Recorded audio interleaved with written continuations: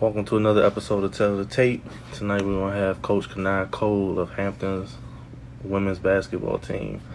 I'm looking excited. I'm excited for this interview. This is our first collegiate coach. Yes, I'm definitely excited for this. Talk a lot about women's basketball, players going to HBCUs, why she chose the HBCU. We're going to have a good conversation tonight. As soon as she hop in, we'll get going.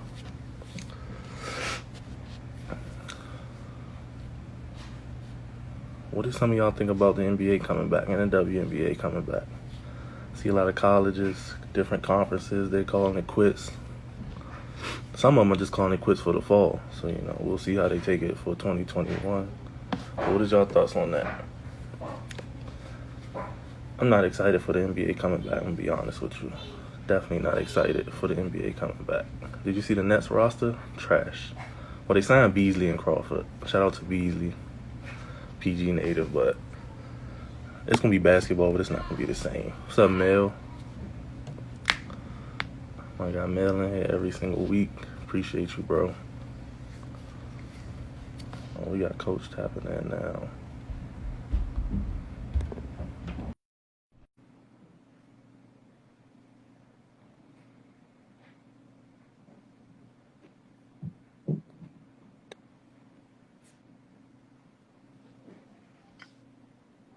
Yeah, that really is the only good situation that Beasley signed, for real. For real. I don't want to see none of those other guys. I really don't.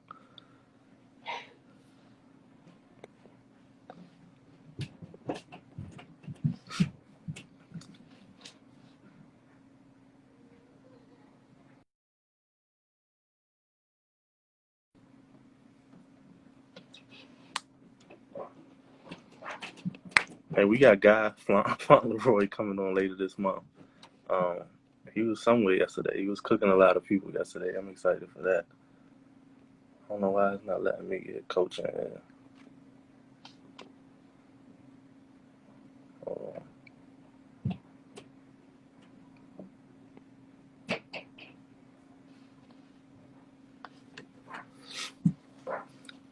yeah, we're going to have Guy in here later this month. We're going to talk about what's going on, Coach. Hey, how are you?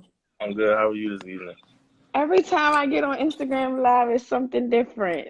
New little setup. Okay, I like this. Yeah, it's cool. It's cool. They made a little update, made it better. I see. I like it. I like it a lot. Um, we always start off with the coaches. How was it with the team when the season ended for you? Oh man, well, for us, our story is a little bit different. I Okay. know a lot of people have followed our men's program, and our men's program was able to go ahead and compete in the Big South tournament. They made it to the Big South Championship. And for us, the women, we play a week later. So we were still finishing up our regular season. We played our last regular season game on the 7th.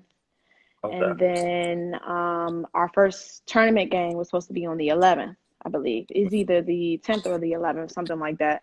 I know the Big South played the first round of games at our host site that we were traveling to. We were practicing at home. Next day, we get up, we practice, we eat, we practice. We get on a bus. We about to go drive down there, and then next thing you know, we're told we had to turn around, and we weren't going to travel down there to the tournament. Um, and then after we made that decision that we weren't going to travel down, our conference then canceled. So Okay. for us, we feel like our story was a bit unwritten. Um, Yeah. I Yeah. say it all the time. I feel for our seniors, especially some of them who had battled some injuries this Yeah. season, Yeah. I saw that. I saw that. to finish their last season the way it did and how incomplete it was is super unfortunate for them. And even now for the kids who are coming back, it's still uncertain for them too. Right. Nothing is guaranteed. So 2020 was not supposed to be like this. Yeah. Definitely wasn't. Definitely So, wasn't. yeah. Um. So, how like did the players coming in?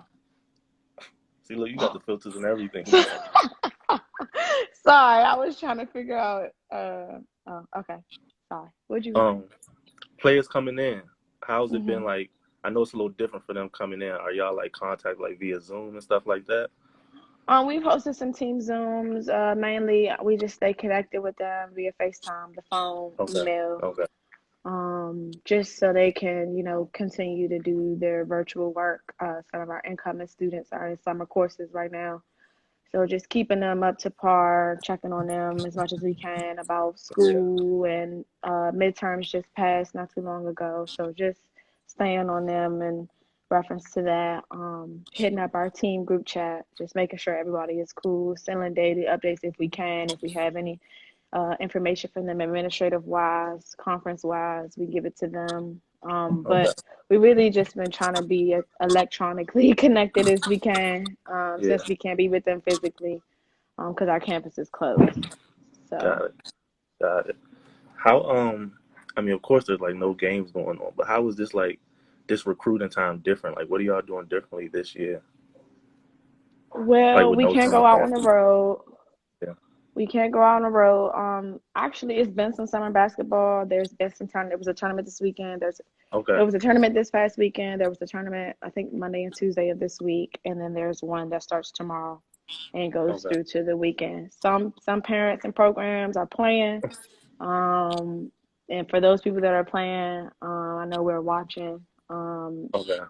Depending on where you at and what service is required for your tournament to be seen, but Okay. I mean, it's different. People use this time of the year, coaches is on the road. Yeah. They're not on Exactly. campus. Yeah. So it's a little bit, it's different. And I think that now film is more important than ever. So, some of these high schools who really don't record their kids playing, Yeah. Yeah. kind of feel, kind of shot themselves in the foot because now how do you get your kids saying your kids can't rely on AAU anymore? Right. They need film. I can't tell you how Yeah. many times I've Yeah. asked the coach, like, well, you got some film? Well, no, coach, we got camera was messed up and That's crazy. all this. It's 2020. I mean, Yeah. your kids got to be seen some way. They got to get filmed to make these huddle tapes, these YouTube mixtapes and stuff like that. Right. So Right. I think that now coaches are, if they do get a season, in high school, they're gonna record everything. I mean, Yeah. some of them Yeah. might even record practice. No, this So situation definitely forced like everybody to catch up. Like if you weren't caught up before, you have to catch up now. yeah, I agree. Yeah. I So think let's go. that. Oh my bad. Oh, you good? Keep going. All right. So let's take it to the beginning. When did your journey with basketball begin? I started playing basketball. I played rec league in Montgomery County, Okay.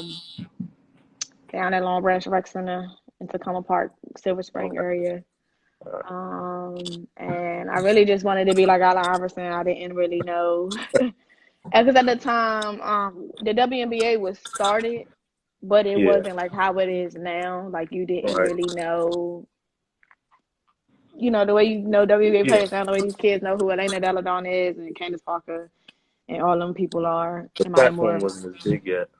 Yeah, it wasn't as big. So I was watching AI, the Lakers, and Okay. everybody. So I just wanted to be like Allen Iverson. And I remember him losing in 2001, and I was like devastated. I was heartbroken. And I went out and had my mom buy everything that he had on the shelf. I had the little finger joints, headband, wristband, the shoes. I had everything. So, and I wore number three, and I just started playing. And I just remember a Yeah. couple of times when I was younger, my cousins, they played basketball all the time, Okay. and I would be my aunt would babysit me, and I would be with them, and I'd be the only girl around, and they would force me to play. So by that time, I had knew how to shoot and all of that. So I kind of just Yeah. started playing rec ball. And then Okay. I got seen in the rec league by some AAU teams, and I joined some Okay. teams, and then from there it just took off. I mean, I had people sponsor me, pick me up, take me home. And then once I hit like middle school and stuff, when then we really started to take it seriously, Yeah. um, I was like, oh, I can go to college for free. Okay, cool. Like my family can't pay for me to go to school, so I need to find a way to go to school on Right. somebody else's dime. And, by the grace of God at AAU and high school basketball and being in a high school basketball program that was very, very good at Paint Mm-hmm. Branch High School. Yeah. When I transferred there, they had just won the state championship in 2008. My sophomore year, we had a young lady win Maryland Gatorade Player of the Year. So we were getting the looks from colleges Yeah. Yeah. early, just because of the senior class that we had in 2013. And then, going to state championships in 2000. When they went in 2008, they won it. We went back in 2009. We lost by 3. Okay. And then my junior year, it was me and my teammate. We were the same age. Her name's Brene Mosley. She played at Maryland. Yeah. Um, it was just us. It was the coaches was coming to see her, and then I was with her. I was pretty decent too, so coaches Yeah. was looking at me too. And the possibilities came from all of that. From us, we played together in AAU, then we played together in high school. So it was like we was just thick as thieves. Where she Um, lacked, I kept up my side of the bargain. So I just remember some of the games where I would be guarding one of the best kids on the floor, and she was the best kid on the floor to the other team. So they was double teaming her. She passed the ball to me. I'm knocking the shot down. So I think that that experience allowed me to establish a name for myself, and I was able to secure an offer and look from Hampton, and then I ended up going to Hampton University. So. okay. Could you explain the recruiting process a little bit more? Were there other schools involved, or like once you got Hampton, it was a wrap? Well, I didn't really have any Division One offers. I tell you all the time, I was Okay. not highly recruited. 'Cause I'm small. I'm 5'4". So, and that may be a bump Yeah, up with some I shoes saw on. 5'3". I saw 5'3" a few times. 5'3", 5'4". I've gotten 5'5". The highest I've got is 5'6". So I take that. But Right. I wasn't highly recruited. I played with a lot of good people on my AAU team. Jean Mhm. Marie Wilson, Renee Mosley, Lindsay Williams. She played at St. John's College High School. Jordan I had a Swell. squad. She played at Holy Cross and Wise. So we had a couple of different people that played college basketball on my AAU Yeah. team. Bria Yeah. White, she ended up going. She played at BCC. She ended up playing at Longwood. So we had a bunch of people on my team that was just you know good. So when my recruiting process, it was just my high school coach asked me before I went to AU. She was like, "Where do you want to go? What schools do you want to look at?" And I had no idea what the MEAC was, no idea what the HBCU was. I just thought that Bowie State was Bowie State, Howard was Howard. Then you had Yeah. Maryland, Georgetown, Towson. That's it. That's all I knew. So Okay. when she told me to research the MEAC, I did. We put together a little package for me. We sent all of my information. Like she wrote a nice write up about me. She sent my transcript and she sent my best game, um, my DVD from one of my best games. Sent that out, and some people that got back to me, FAMU had got back to me. I was recruited by UDC. I was recruited by Shepherd in West Virginia, East Stroudsburg in Pennsylvania. I took a visit to those two schools. Okay. And then Hampton had called about me. But when Hampton called about me, they literally just saw me hurt my knee like not too long before that. So when they got my package, they're like, "Oh, she's not injured anymore. Cool." So the coach was like, "Well, is she gonna be we coming up again for the fall league? Is she gonna be playing?" I was like, I told my A coach, tell her, "Yeah, I'm gonna play." Granted, I was playing on a torn ACL that I didn't know that was torn at the time. I thought it was just my meniscus. That's tough. Um, I went to CVS, bought the little Joe and the first aid kit out, the little knee brace thing, strapped it on, and went out there and I played. I was hobbling and stuff, but I was playing hard because I needed a scholarship. So Yeah. Yeah. they saw me then, and then they called my coach again. Was like, "Oh, we want home visitor." So they came to my school. And at the Okay. time, we was doing like fall workouts and stuff like that. The whole staff came, and I was like, "Dang, they really coming up here again." Yeah. So they came up. Coach Six, he's still the head coach now. Yeah. Coach Burgess, Coach Finley, and Coach Davis at the time. Coach Davis works at Howard now. Um, and they was in my pickup. I went up a couple times. I'm trying to come up a ball screen. I'll never forget it. I had the ball in my left hand, come up the floor, trying to come up a ball screen. I take the screen. I try to strain the defender out, and I try to make a move. And I went one way, my knee went the other way, and I like hurt it like bad where I couldn't even Yeah. walk. So I like hobbled out the gym. I'm like, dang, this is it. I ain't gonna have no scholarship. It's over with. But when I came back in the gym, Coach Six was just like, look, I'm pretty sure you just tore your ACL, but I still want you to come to Hampton University. Committed on the spot, didn't see the campus. That's yeah. I was Committed on gonna the ask you, did spot, you even take a visit did after that? didn't see the campus. I knew I had surgery in November. I took my visit in October, and when I went Okay. on my visit, it happened to be like Battle Bay, Norfolk State, Hampton, and I had the time of my life. And I was like, oh, this is college, like, and they good. Okay, You knew yeah. that was it. No, I mean, I had already committed before I saw it, and the fact Okay. that they wanted to take me and I was hurt said a lot to me, about them and what they were about. Um, and then it was written from there. That's tough. That's tough. So when you initially heard, like, when you initially hurt your knee, did you ever get it checked out, or was it just like, Well, I this is just what feel bad? happened. My best friend, her name is Jeannie Wilson. She's a coach as well. Okay. She coaches at Texas A&M Commerce. We are losing this game. Like we losing, and we making a comeback. Like I was cooking, she was cooking, our post players were cooking. We was coming back, and then I think she gets a rebound or like a steal or something, and I'm cherry picking. I'm gone. Like I'm gone, and I saw the defender coming back with me, so I'm running back down on defense. I'm like, Jeannie, nah, don't pass me the ball. She Yeah. passed me the ball anyway. I catch it all off balance. I try to go back up and lay it up. The defender ran under me, Damn. and I came down and I tore it. And Yeah. I was like, dog, this ain't it. So Jeannie's parents took me to the emergency room. In the ER, the only thing they do is X-rays. At the time, the only thing they did was X-rays. So I go in there. They like, yeah, we're feeling your ACL. We feel like it's still there. We think it's just a meniscus tear, maybe some Mhm. cartilage. So I'm like, okay, cool. Well, I can still play. Like July now over. This is the middle of July. Like I knew I needed to get a scholarship. Like I knew it. Yeah. Yeah. And I went to rehab because one of my teammates, her dad, owned this physical therapy place in downtown Silver Spring, which was near my house. Okay. So That I was went there and yeah. So I rehabbed, and then I did it enough so I can play fall league and so that I can play in that open gym that they came to. But after they came and all of that stuff, and I heard it again, I was like, "Oh, this is it. I can't do nothing." Like my knees was yeah. like a dead stick walking around on me. So I sat out my senior year. My teammate also sat out because she tore her ACL in April. So we Mm. just both made a decision. Well, we committed somewhere. We're just gonna sit and support our teammates. And Yeah. then, for me, I spent the whole year rehabbing, and I thought it was the best decision for me, and it ultimately was because I was at college and you know Yeah. Got played. that free ride. I did and played.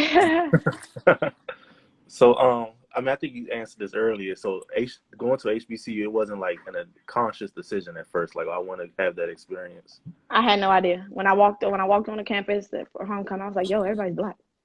I was like, this is amazing. And then for me, being Yeah. a young lady who went to school in Montgomery County, you see people of all walks of life in Montgomery County public Right. schools. Right. Really diverse. So very diverse. And then going to Hampton and going to class and taking African American history, and a lady get on the board and draw a big circle and say Africa and say everybody is from Africa.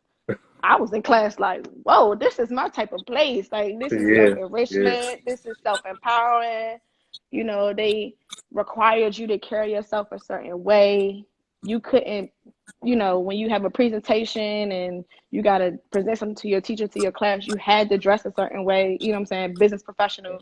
So they required you to act a certain way and be a certain way, just so when you leave college and you go into the business world, you already know what it is. You don't have to get ready, that you had 4 years to get ready. Right. Right. So for me here, I enjoyed my time at Hampton. I really did. And I tell kids that all the time, even the kids that I recruit now and kids that I talk to. I always share my experience because my experience was unique to me, but it could also be, unique to someone else if they try to, and they decide to come to HBCU. Did you feel like that gave you more confidence once you stepped out to the real world? Oh, for sure. Oh, for sure. I walk into rooms now. I do not be ashamed to be myself. Never. Okay. I'm never. I've been in many different arenas, many different places. When I went to grad school, and I went to grad school at Georgetown, and I was able to sit in a classroom and, hello, my name is Kenia Cole. I attended Hampton University. I'm here, a Hampton University graduate. I'm here to get my master's degree. And when I Yeah. had other, young Black people in my classes, and they were like, oh, hey, me too. I'm an HBCU grad too. It was like, an unwarranted, like, brother and sisterhood that we had, and it helped us succeed while we were there. And then when I left Georgetown and I was able to go to my first college coaching job at Oberlin College, Yeah. my for me, my self confidence really allowed me to be what that program needed me to be. And then Okay. the same for when I was at Presbyterian too. It was the same. Okay. Okay. Talk about your playing time. You talked a lot about like the academics and the school coach, but what was it like playing? Y'all did a lot of winning while We you was did. there. We Yeah, y'all did did. a lot of winning. My playing time. Oh my goodness. My freshman year, I did not play at all. I didn't. Was it a before you go? What is it? Was it a big transition you had to make mentally or get ready for the game? Mentally and physically, I had to Okay. learn a different way of playing because Okay. what I came into was an established program. They were on championship number two. They finished number two, so they won in 2010, won in 2011. I came in fall of 2011, so they had some kids who were already there, grown women. You know what I'm saying? I'm the Yeah. youngest person Yeah. on my team, and I'm a brat. So I just had to learn. I'm like, you can't. My coach's biggest thing with me was you can't just drive it to the basket thinking you just gonna make the layup because you're not. Somebody's gonna rotate over. You got to make a pass. You got to pull up. You got to have a plan. So I had to Yeah. learn how to play, and I had to learn how to play behind a point guard that was number two in the nation in assists, probably Yeah. number one in Yeah. number one in the nation in minutes played because she never came out, and she didn't get off the court in practice neither. So she was giving it to me every single day, and it really made me tougher because I couldn't slack off because me slacking off in practice hurted them in the game. So I had to learn that. Okay. But as the years progressed, my sophomore year, I got thrown into the fire a little bit. Since we lost her, they needed to find a point guard, and I was playing backup minutes. Okay. So I had to learn how to guard. By this time, I can't say, "Oh, I got a knee brace on, y'all. Y'all got to work with me." I'm 2 years in now. I had to really Yeah. like step up and just be more mature about what I was doing. I still had some immaturities with me, on and off the court, that I really had to like get over. And Okay. one at like towards the middle of the season, one of the people I was playing behind, she actually had a really, really bad concussion. So I had to play. And when It I was was that thrown time. into the yeah, when I was thrown to the fire, they didn't really have any patience with me. I had a short leash. So if I come in there turning the ball over, come on, come sit. Or if I come in there and my man driving by me, cooking me, come on, we don't have time for this. So Yeah. by that time, I had got a little bit of taste of everything. I played some, didn't play at all. So by the time my junior year came, I was in a rotation. Like I showed myself my ability a little bit my sophomore year, my junior year. We won two championships, freshman year, sophomore year. Then my junior year, people like, oh, this the year they're gonna lose it. Da da da. They ain't that good. They don't got this person no more. They don't got that person no more. We had a really good freshman come in, Malia Tate Frieda. She's from Philadelphia, area. Came in. She was walking 20 points from the day she came in. So I That's had to tough. like I had to maneuver my way to find ways for me to play. And I was playing off the ball, but I was also the smallest person on the court. So with that, I had to learn where I fit. Yeah. And once I Yeah. did that, I was killing it. I averaged about 10 points a game. Uh, I won most improved for our program that year. We won another championship, so we won the fifth straight championship that year. And then, my senior year, I was already, kind of just, all right, you do point guard. Let's go. Let's get it done. uh, So freshman year, 15-1 in conference, 16-0, 16-0. Then my senior year, we went 14-2. We snapped a 57 game winning streak. Um, but That's we tough. still, I know it sucks. It still eats at me to this day. But we were able to go. We still secured postseason play. We lost at the buzzer in the conference tournament in the semifinal. So to me, your legacy is kind of defined by people beating you at the buzzer. Just like how, for UConn, they lost Yeah, at the buzzer. But like for yeah, us, it took a buzzer beater to really dethrone us a little bit. yeah, yeah, And because we had worked so hard, I mean, a lot of times people just see, oh, Hampton won all of this stuff. I'm like, it's a lot of stuff and time that went into that. A right, lot of right. miles that we had to run, a lot of weights we had to lift, a lot of sprints we had to run in practice for not getting stuff right. So when we lost at the buzzer, we was devastated, but we were still able to go to the WNIT, win a first round game in the WNIT, and then go Mm. to the second round. We ended up facing West Virginia in the second round, and they were just a little bit out. We were outnumbered at that point. But all in all, I mean, I would say I'm very grateful for my college career. I learned so much as a player, Yeah, and I learned a lot about myself and about myself as a woman, and it really helped me when I left college and decided to go to graduate school, decided to go to corporate America, and I was like, oh no, I don't want to do this. Let me go back and coach. So now that I'm here at Hampton coaching, I really just try to just be what I needed yeah, um, yeah, as a player for these kids. I try to do that. I try to be the person that I may have longed for that wasn't on my staff. okay. So I try to be that for our players now, and I try to just tell them like, you can't walk around looking crazy. Go back, Yeah, fix yeah, fix your bundles, do something about that. I just try to just keep them level-headed as possible at every level that I've been at every school that I've been at. I can't tell you how many times I've told these young ladies, fix your face. Like, because with women, we kind of wear our emotions on our sleeves. So I try to just tell them, come on, we got games to win. So I just try to be who I needed when I was playing. yeah. I think that's cool that like you were aware of that as soon as you left. Like, I need to be that person. Like most people, it takes them a while to learn that or take that responsibility to step up. Uh-oh. Hello. Yeah, sorry. Yeah, it just takes you a while to step up. And I think your story was more relatable to a lot of people. Like you came in, you had to work, like, you had to get better I every play. single I day. earned. I earned every single minute I played. I wasn't giving nothing. Yeah, yeah. You could definitely a lot of players can relate to you with that. So that was a good thing. Yeah. Um, so when you got into coaching, where hmm you did Oberlin College first, right? I was in college. Yeah. How did you like that experience?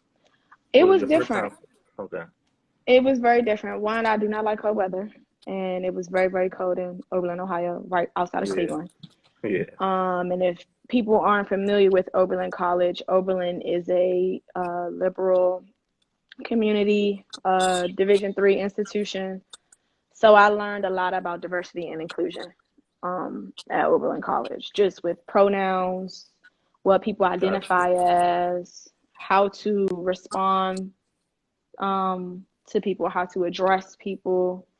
And Uh-huh. then I just really learned a lot about social issues that I didn't know about, that I didn't have when I was at Hampton, when I was at Georgetown. So that group of kids really taught me how to be welcome to all walks of life, that the walks of life that I didn't know existed.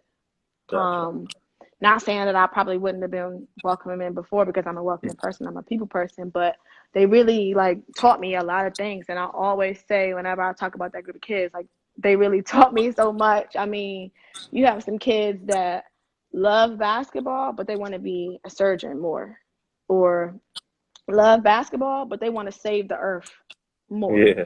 Yeah. So Yeah. they want to find different ways to get chemical waste out of the ocean, or telling me, coach, you shouldn't use plastic. Plastic is bad for sea turtles, or, stuff like that. Yeah. And I Yeah. Yeah. mean, but when those kids came into the gym and they wanted to hoop, they did that. And, we as a staff, myself and my former boss, Terry Jenkins, he had been there for like a decade, and they had losing seasons after losing seasons after losing seasons. So when he hired me, it was like I had to come in and learn from him from through all of his trials and tribulations that he faced at the university. Okay. And that year we had, when I tell people about that team and I tell people our size, we started 5'7", 5'8", 5'9", 6'1", 6'4" in Division Three. Dang. So we were very, very tall and very, Yeah. very long Yeah. and could really get after you defensively. We had a young lady win Defensive Player of the Year back to back. We had all tournament MVP. I mean, Y'all when had a we loaded got to team. we had some seasoned vets on that team. And, when we won the championship at Oberlin, it was the first ever women's basketball championship in school history. That's big. That's So big. when we did that and went to the NCAA tournament in Division Three, those kids were like, yo, this is amazing. And to Yeah. see the looks on their faces, knowing that I had been there as a player, it was like, oh, this is amazing to me. Like, this is flashbacks. I feel like I've done my job as an assistant, giving these kids some confidence. Because, I mean, Coach Jenkins at the time, he going to be the bad guy. He going to tell you, look, man, you tripping. Come on. And when you come out, I'm going to be like, no, really, you are. But this is how we can fix it. Yeah. Yeah. You have to play the So, good guy. yeah. So for when, those kids are really needed some uplifting and guidance, I gave that to them.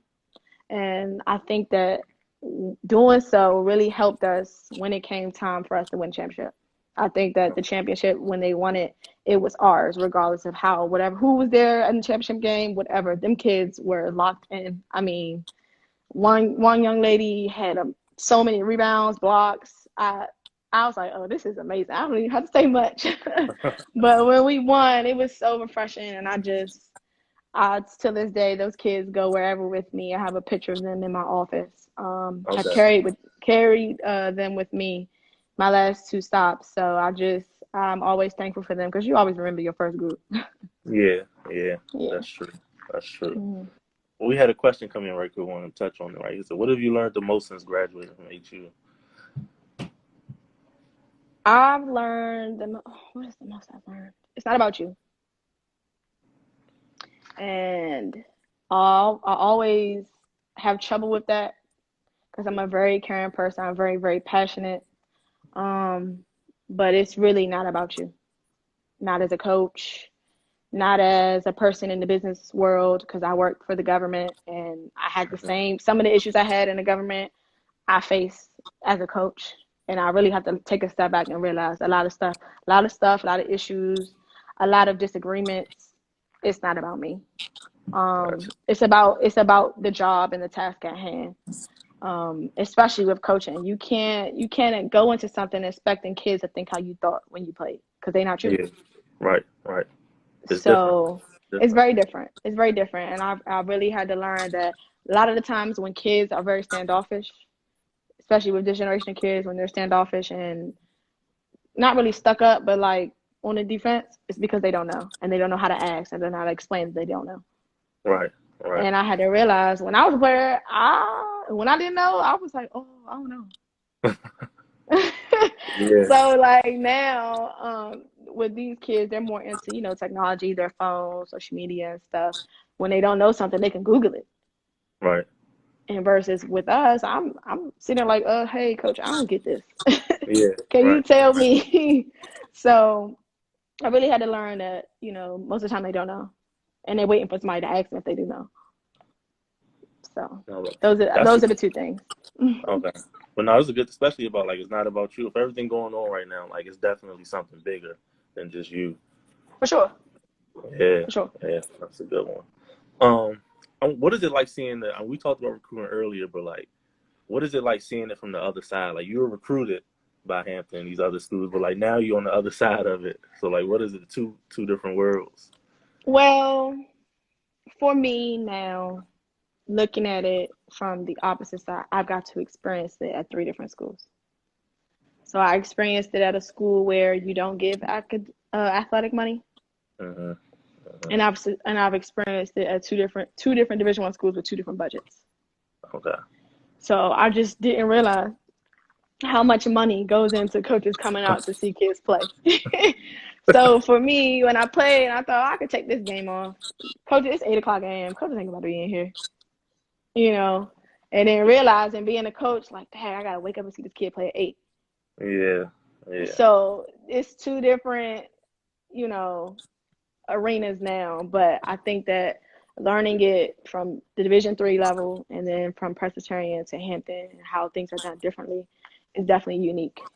I think recruiting is unique to your institution for sure. Okay. Okay. So what was it like at Oberlin? Like you said, you weren't giving out athletic scholarships, but you also said those kids, they had bigger goals than just basketball, you know. So what was it like recruiting those kids? Well, successful recruiting is when your players recruit for you. So for at Oberlin, when the kids didn't need athletic money, that means their families were probably well off, or that they were on the opposite side of that. They were very, very smart, so they were given academic money. Okay. But for us at Oberlin, we really just once we got you on campus, and if you're interested in Oberlin, you already know what Oberlin is about. So when the kids came on campus and when the kids came on visits, or we saw them we would go to Ivy camps in the Ivy League, and see some of their kids. Because in Division III, you can go to Division I camps. Okay. And be, if the institution allows that, like if the school is okay with you doing that. I know another school that's not in the Ivy League that does it is like Cornell, but at the end of the day, it's still academically renowned there. But when kids are interested in Oberlin, they know about Oberlin. They know what specific academic programs Oberlin has. So they're already interested. They already want to come up on a visit. It's just up to you to schedule it. They meet you. They see, what you and your staff is about, and then you leave them with the kids. At Oberlin, the kids that came on a visit, they stayed in the dorm with the kids on the team. So they really we just threw them into the fire with the kids. Yeah. And then if the kids, speak highly, which they will because they're at the school, as students, they're going to tell the kid, like, look, man, this is why I came. This is my experience. And then if the kid agrees with that, it's a no-brainer. Yeah. And I think that at Presbyterian, even at Hampton, the same thing. The kid's gonna win the kid over. They've done the talking to you. They've heard everything you had to say about the school. What do your kids have to say? Because they're going to be me. Yeah. So yeah. Yeah. While you explain that, we had a few questions come up. First one was, oh, that's my former coach. Hi, Coach Burgess. Does the program have certain types of players they recruit, or recruit based on talents and need as opposed to a system? It depends. If you're a team that runs the Princeton offense, you need Princeton kids. Okay. Or if you're a team that runs the motion offense, you need motion kids. But I really think, like I said, it's unique to your institution. But if coaches are, recruiting, they're going to recruit kids who they think can fit into what they already have going on at their school. For us at Hampton, if anybody has ever seen us play, we are gritty, we are tough. We get after you, we press you, we turn you over, and we play hard. So for us, we need kids who want to play hard. You're looking for that same mentality. Yeah, we want kids that play hard. And if you don't play hard, if you lollygag and you taking plays off, that's not going to work for you here at this school. So for us, I think we look for certain features in kids, but we also take heed to what we're losing in our senior class or in our graduate class. So if we're losing a post player in 2020, we're going to need another one in 2021. So it goes like that. It goes hand in hand. Gotcha. And another what is your favorite part? What Coach Burgess say? What is your favorite part of culture on the collegiate level? Seeing the kids' success. Oh my gosh. When the kids are happy and the kids pull themselves out of a game that they're not expected to win, That's the best part. We went down to Alabama this year. Deontay Wilder in the stands. We like, oh. We like, well, let's go in here and do what we gotta do. Yeah, We yeah, were the smallest people in the gym. And we put out the win, seeing the kids celebrate, and they just was just so happy to pull that off because nobody thought we would anyway, but us. uh, I think that's some of the best parts about it. And I think that getting themselves out of a hole in the game. I think it was a game this season. We were at Upstate. We were playing terrible. Um, and here in Upstate celebrate and everything because they were up by like 11 or 12 on us. yeah. At the time, we're the number 2 seed, so they think, oh, we got an upset. And then our kids, when they had time, I was like, man, come on, man. And when they turned Go get it was on, and they seeing them, really get into it and like Yeah, lock in is all the best for me. So yeah. I bet that's a great experience. for sure, talk TMIT about definitely. Oh yeah, answer that one. talk about your playing experience, playing for, and now coaching with Coach Six. What's that? What's um, that? What's that environment like now? Coaching with your former coach. well, Coach Six is unique in his own way. He's very, very animated. Our staff is animated. We are very, very passionate coaches. So y'all So bump when I heads. That's played for what him, you were saying. no, no, no. When I played for Okay, him, okay. I didn't understand his passion. I didn't understand his passion. So I was like, why this man so hype? Like, like what is this? And then like I just when he saw me not giving my 100%, trying to go 85 or 75, Hmm. he didn't accept that from me. And coaching with him now and realizing I'm the same way. Yeah, I see the kids cruising. I'm like, what are you doing? I see him and me a little yeah, bit, yeah. just with how I react to our kids bojangling possessions, not It bothers. taking possessions off. It bothers me, and I really just try to get the kids to understand. Like, look, you can hear what he's saying. You can hear what I'm saying. Listen to the message and get it done. I said, because at the end of the day, we're not shooting the ball for you.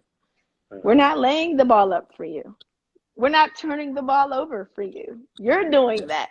Yeah, So I just really try to get them to understand that 90% of the game is mental, 10% is physical. And that's something I had to learn as a player. And I think that coaching alongside him and seeing his passion for the game and how hard he goes for the game and for the kids, I understand it more now than when I played for him. So, got it, got it. Um, Tom CMIT said Lady Tigers. 6'7". Yes, he is. They got some players for you. CMIT does have a good program. If you get a chance, definitely check Okay. out CMIT. Um, and we got questions rolling in. You famous. I'm not Um, famous. it says, "What has been your greatest accomplishment to date?" My greatest accomplishment? Graduating from both Hampton and Georgetown Okay, University. okay. Hmm. Oh, That's that's. that's that's my I'm biggest glad. too. I'm glad you said that. So, do you have like after coaching? Do you have like bigger plans with sports and all that? Like, I see you got your. I want to be an AD. I want to own a team. Okay, I like Yeah. that. I like that. How old are you? I am 26 years old.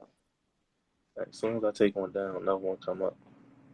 You are famous. No, I'm not. I'm not famous. I wish people would not say Here that we about go. me. You bought me. My bad, my bad. It was just crazy. Like 5, 6 just came rolling in at the same time. That's fine. It, it said, can you talk about what each recruit is going to bring to the table? You have a good 2020 class, and what are they bringing to Ooh. the table? Yeah, Oh gosh. All of them? Cause we you don't got to bringing do in all of them. like You could, we yeah, bringing in y'all like bringing a lot. It's like 8 or 9, right? it's 9 of them. Yeah, Nah, it's yeah. it's 9 with the young lady that's sitting out. That sat Okay, out last year. okay, Um, I can go in and talk about freshman Germany map. She's from Chester, South Carolina. okay. I had the pleasure of being able to recruit her at my other institution, and we got her here. It's been great. But she's really a long guard that really can just play, put the ball in the basket. Um, Loves the game, loves the school, and I think that's half the battle when you're recruiting a kid. Because a kid who will do anything for your institution, that solves half your battles with that as a coach. Um, Victoria Davis and Victoria Mason, two guards out of Arizona. Um, Victoria Mason is a very, very good defender. She should be able to play a little bit of combo guard for us. Okay. We're expecting her to be able to defend and, help us out, from the guard spot because we're losing a few guards in Ashley Bates, Michaela Timmons. Oh, Lord. We got some transfers. Okay. Whew. Is there a difference between the Big South and the... Yes, it is. Oh yeah. um, What's that? How's that transition been? uh, That's a good question. in the MEAC, you kind of have a expectation of how people play because everybody in the MEAC gonna go hard, everybody in the MEAC gonna get up and down. In the Big South, you have some teams who shoot the three very well. You have some teams who run motion offense. You have some teams who like to slow the ball down and play half court basketball. I think that for us, our game is a little bit different and dynamic, that people have to adjust to us as much as we have to adjust to everybody else. Okay.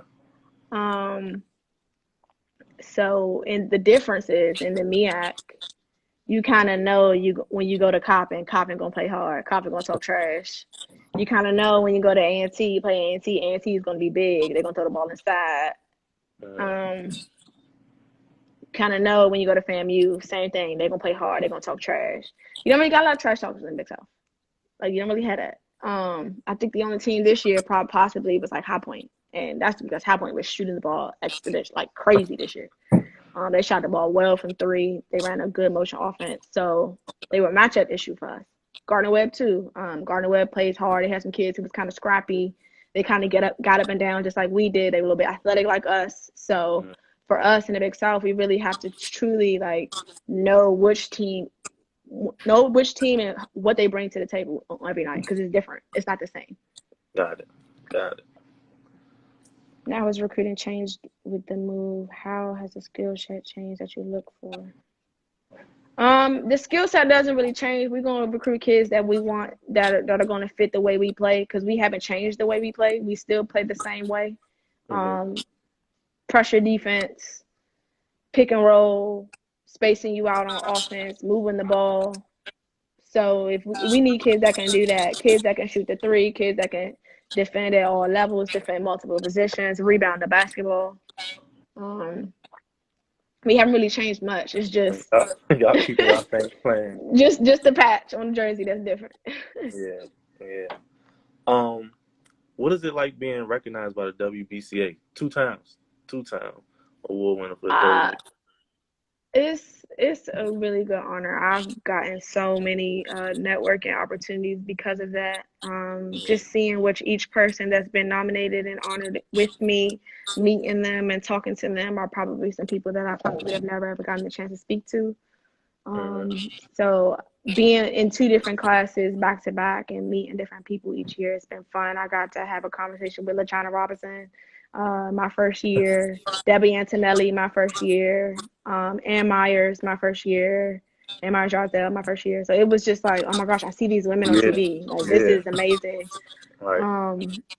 And some of those people that I won the award with, I still keep in contact with them to this day. I follow them on social media. I talk to them about, their seasons and how they're doing and some different things. I take little tidbits from them with, like team bonding and stuff like that. And I give them some tidbits if they ask me for it. So it's just been a great networking opportunity for me. And I'm really blessed that I've been honored twice. I know there's a young lady who's been honored like 3 or 4 times. She is killing it. So I'm trying to chase her baby if I can. But it's been great. I have no complaints. Congratulations on that. Thank you. I saw that you had linked up with Ryan for the Can't Retire documentary. What was that like? I did. It was fun. When Melanie played with me in AU and her brother went to Hampton, and I've known Melanie for so long. We have this bond because her birthday is the day after mine. We kind of combine our birthdays when it's our birthdays. So when she asked me to be a part of it, I was like, Me?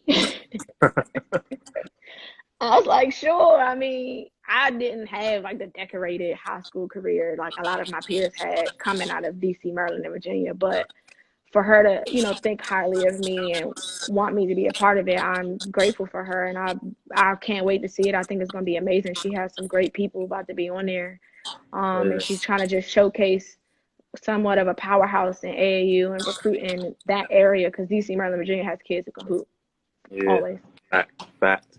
But you did. You say you didn't have like the individual accolades, but you did get to flash your rings. I saw you flashing your rings. My college rings, yeah. I The saw you ones I flashing won in your rings. college, my one I wanted to coach, yeah, for sure.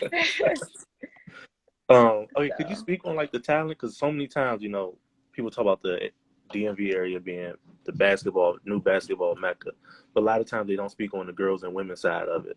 Could you give your yeah. perspective on that? I think that we do take a backseat to the men as some in some occasions, but I think that now the more kids that are, coming from the DMV that are getting drafted into the WNBA, I think that Yeah, it's helping. Like yeah. Tierra from Pratt, Tiana Hawkins, Netta Kaiser, Kyla Charles, Brene Mosley, Monica Wright, I mean Bella Alari from that went that hold on wait. Kenia is lying. She used to crush my AU team in Maryland. No, no, I did not. But She's trying to be it's just humble. Trying to be no, humble. I'm not. I'm not. Um, it's so many women that has came from that area that's played, professionally that goes unnoticed, like Monique Curry, Bonisha Smith. Like, I mean, now I think it's benefiting from that because we have social media that can shine light on that. And I think that's the importance of her documentary to shine light on that. Like every job I've been in, I'm like, oh, we gotta go recruit DC. We have to. DC, Maryland, these kids will go anywhere. They love the game. You know what I'm saying? They just want an opportunity. And I think that once given an opportunity, in that area to showcase your talent, because you're playing against some of the best people. And some people you play against, they may not even make it out. I can't even tell you how many women I played against growing up. They were amazing, who didn't even Yeah. go to college to play basketball. And that So just speaks. There's so much talent in our area. Like it's just crazy how it's just like that on both sides. There's so much talent that you'll probably never hear about, but like they're hmm literally probably just as good as the pros, if not better. right. Um, Yeah. do you make a conscious? So like you went through the HBCU experience. Do you make a conscious effort to like preach that to some of your recruits? Well, I don't really necessarily when I recruit a kid and I talk to a kid, I don't really like, hey, yeah, we're HBCU. I say, hello, we are Hampton University. I just approach it as that, and then if Okay. they start to ask me questions, I'm like, oh, we're a historically black college, but we play in the Big South Conference. Right now we're the only HBCU in the Big South Conference. So I kind of keep it as that and I kind of gear it towards that. And then if the kid is, interested in that and they see some of the things that we've done and they want to come on campus and see our campus and meet our team and our staff, then it all works from Okay. there. But I Okay. think that you got to choose kids who choose you. I like that. I So like that. yeah. Um, we got one last question. I'm gonna let you go because I know you said we were Yeah. kind of on the time schedule. It's okay. I'm going fast. DMV is the mecca of basketball. Yeah, it really is. It really is. Yes. Yes. Oh man, trade definitely is. Out of the 2020 class that you brought in, which ladies did you recruit into the program? I did not recruit any of them. They all Okay. came prior. They were already committed prior to me. I started in September of last year. So Okay. I came in late, super late. Got it. Got it. Yeah. Coach Cole, we definitely appreciate you sharing your journey and experiences with us this evening. Oh, no problem. So we My definitely. boy been doing my boy been doing this for days. I was just saying. Okay, Oh yeah, Frostburg, my Coach. cousin went there. Oh yeah. Okay. Okay. Yeah. My man Mo. Appreciate that, Mo. I definitely appreciate that. But Yeah. now, Coach Cole, thank you for tapping in with us this evening. We're definitely gonna be following along whenever things resume. I know. I hope so soon. Yeah, yeah. It's crazy. Like you get excited, but then you really just don't know when it's gonna come back. Right. You don't know. Man. But we're But definitely gonna follow when it does. thank you so much. I appreciate you having me. I really do. Oh yeah, of course. You have a Well, you good have a one. good night. You too. Bye, everybody. Yeah, thanks for tuning in. Definitely, y'all were really engaging. I love that. Really engaging tonight. All right, thanks again. No problem.